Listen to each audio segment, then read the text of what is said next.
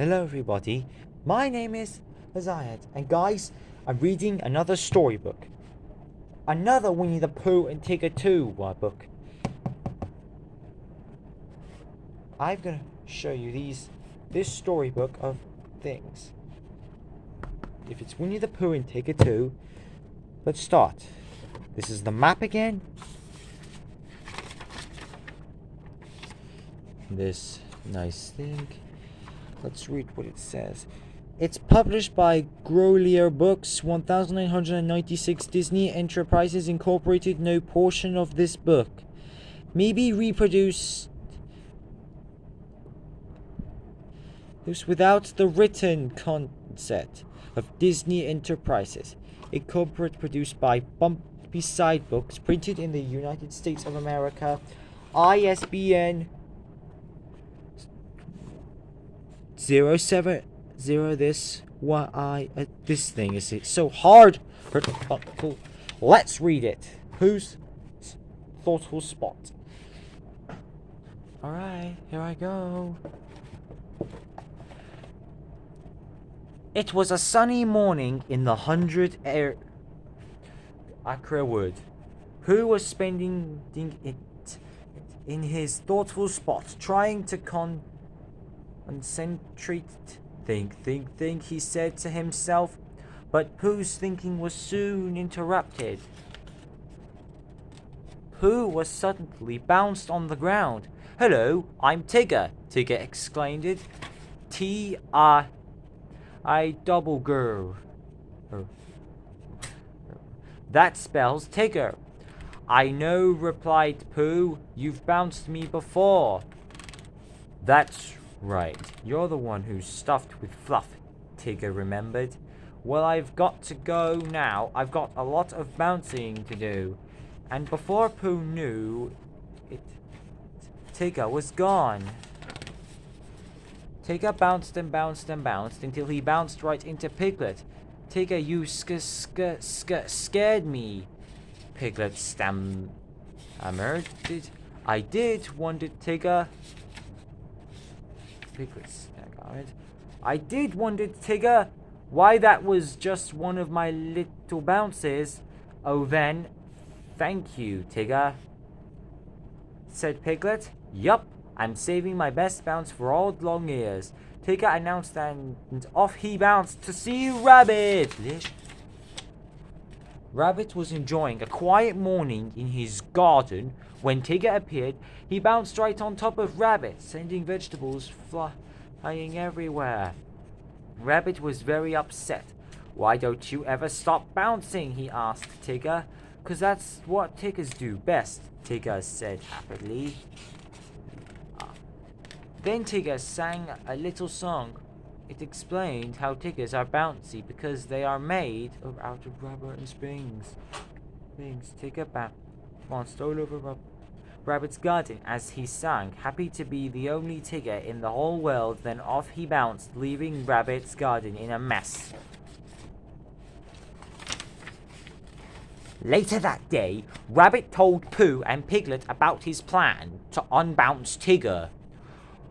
"We'll take him on a long explore into the woods," explained Rabbit. "Then we'll lose him there. When we go back for him the next morning, he'll be a sad and sorry Tigger. It will take the bounce right out of him." "That is a splendid idea," said Piglet, but Pooh just snored. He was fast asleep in a soft chair. Piglet woke Pooh up. Then they all agreed to take Tigger on and explore the very next day. It was a cold and misty morning as Pooh, Piglet, and Rabbit and Tigger set off into the woods. Tigger bounced on ahead of the others.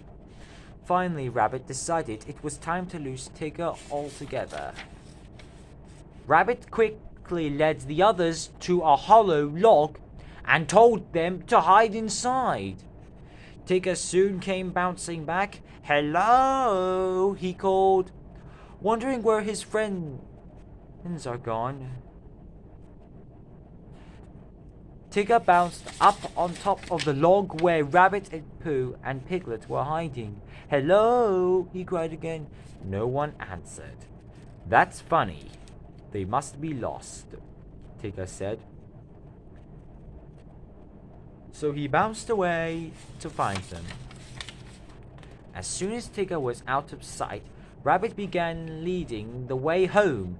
As they walked, it seemed to Pooh and Piglet that they kept passing the same sandpit, but Rabbit instead, they were not lost. A while later, they arrived at the sandpit again. We keep looking for home, but we keep finding this pit. Maybe if we looked for this pit, we might find home, Pooh suggested. Why? That makes no sense, said Rabbit. We're not lost. Wait here, I'll prove it to you. So Pooh and Piglet waited and waited and waited. Pooh's tummy rumbled. At last he said, "Come, Piglet, my honey pots at home are calling to my tummy." I couldn't hear them because Rabbit was talking. Sure enough, Pooh's tummy led them home, where Tigger bounced right into them. Tigger asked Pooh where Rabbit was missing. In this mist, Pooh answered, "Then I'll just have to bounce him out of there," cried Tigger. Meanwhile, Rabbit was lost and afraid. He heard unfamiliar noises all around him. His imagination began to run wild. Hiss, croak, chomp. The noises seemed to get louder, but Rabbit wasn't about to wait and find out what they were. He ran for safety and ran straight into Tigger. Tigger said, "Rabbit, you're not lost. Tiggers never get lost. Let's go home," Tigger told Rabbit. Poor Rabbit, his plan to unbounce Tigger had not worked out very well. Tigger was still as bouncy as ever. The next morning, a blanket of snow covered the 100-acre wood. Roo waited and exhaustively for Tigger. The little kangaroo loved spending time with his bouncy friend. "Can Tiggers climb trees?" Roo asked as they bounced through the snow. "That's what Tiggers do best. Only Tiggers don't climb trees. They bounce them," Tigger exclaimed. He headed straight for a tall tree and began to bounce up the branches. Tigger and Roo bounced up. Soon they were at the top of the tree. Roo thought it was great fun. They looked down. "How did this tree get so high?" he asked in a worried voice. Then he began to shout, "Hello!" He hoped that someone would hear and come and help him. Pooh and Piglet heard Tigger's cries. "It's a jugular," said Pooh. "They are one of the fiercer animals." But as they got closer, the pair realized it was only Tigger and Roo. "Hello," Pooh called. "What are you doing up here?" "I'm all right, but Tigger's stuck." Roo explained cheerfully. Tigger was clinging to the tree trunk for dear life. "Get Christopher Robin," he begged.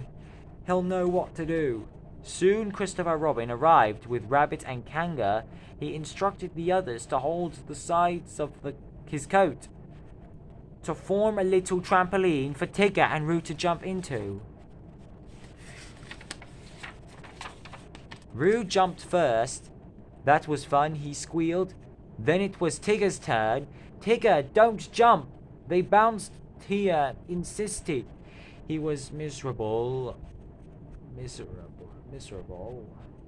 "If I ever get down from here, I promise never to bounce again."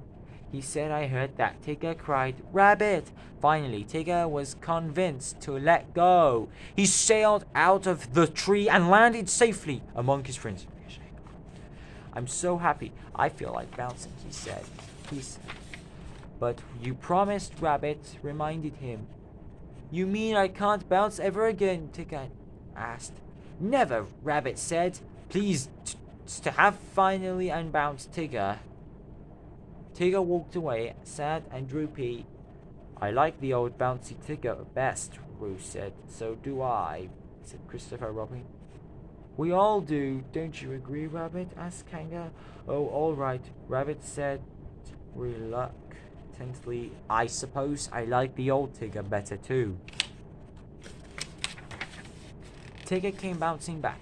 He was so happy to have his bouncers again that he got all his friends and started bouncing too. Because, as Tigger explained, it makes you feel just great. And even Rabbit had to admit he was right. And that's the end. Thanks for watching this video. Please leave a like, share, subscribe, and please ring the bell to turn on all the notifications. If you want to see my first Winnie the Pooh and Tigger 2 video, we'll click the link in the description below. And to see another Winnie the Pooh story, we click the other link in the description below. And please leave a like, share, subscribe, and please ring the bell to turn on all the notifications so you'll never miss a video. My name is Ayad, and I'll see you next week. New videos every Thursday. I'll release them every Thursday. Goodbye.